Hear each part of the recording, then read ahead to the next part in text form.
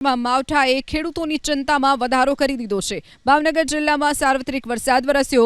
ભાવનગર શહેરના બોર તળાવ, Chitra, Nilambag, Kaliyabid, Waghawadi road, Ghogha circle સહિતના વિસ્તારોમાં કમોસમી વરસાદ નોંધાયો। મહુવા પંથકમાં પણ વરસાદની દડબડાટી। મહુવા શહેર સહિત કળમોદર, કોટિયા, વાવડી, બગદાણા, રતનપર સહિતના ગામોમાં કમોસમી વરસાદ નોંધાયો। મહુવામાં 2 દિવસમાં અંદાજે 18 ઇંચ જેટલો વરસાદ ખાબકી ચૂક્યો છે, તો આજે તળાજામાં 1 અને સિહોરમાં અડધો ઇંચ વરસાદ ખાબક્યો। પાલીતાણામાં પણ કમોસમી વરસાદ નોંધાયો છે। ડાયમંડનગર, હવા મહેલ વિસ્તાર, સરદારનગર, ભૈરવપરા, ગાયત્રીનગર સહિતના વિસ્તારમાં પણ વરસાદ વરસ્યો। પાલીતાણાના ગ્રામ્ય વિસ્તારો મજડા, માલપરા, કનાડ, મોખડકા, વીરપુર સહિતના વિસ્તારો પણ ભીંજાયા છે, તો ઘોઘા તાલુકામાં અને ઉપરવાસમાં પડેલા કમોસમી વરસાદના કારણે રસ્તાઓ પાણીમાં ગરકાવ થયા છે। ઘોઘાના કુકડથી પાલીવાડી, અલંગ, સોસિયા, તણસ, ત્રાપજ સહિતના રસ્તાઓ પર પાણી ભરાઈ ગયા છે।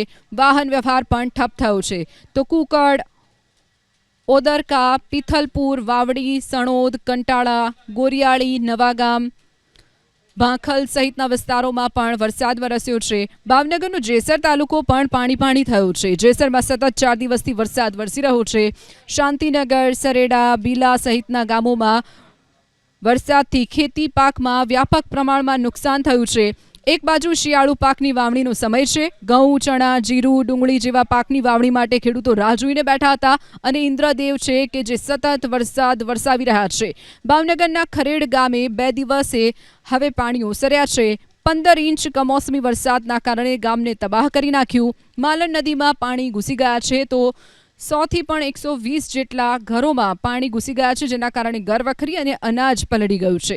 ગામનો મુખ્ય કોઝવે તૂટી ગયો છે। વાહન વ્યવહાર બંધ થઈ ગયો છે, તો ગામના સરપંચનો આરોપ છે કે આટલી બધી તબાહી મચી ગઈ છે, પણ પ્રશાસનમાંથી કોઈ પણ મદદે આવ્યું નથી। અમરેલી જિલ્લામાં પણ આજે કમોસમી વરસાદ નોંધાયો। રાજુલા, જાફરાબાદ સહિતના કોસ્ટલ બેલ્ટ વિસ્તારમાં વરસાદ વરસ્યો। સતત વરસાદના પગલે ખેડૂતોને મગફળી, કપાસ, સોયાબીન સહિતના પાકમાં નુકસાન થયું છે।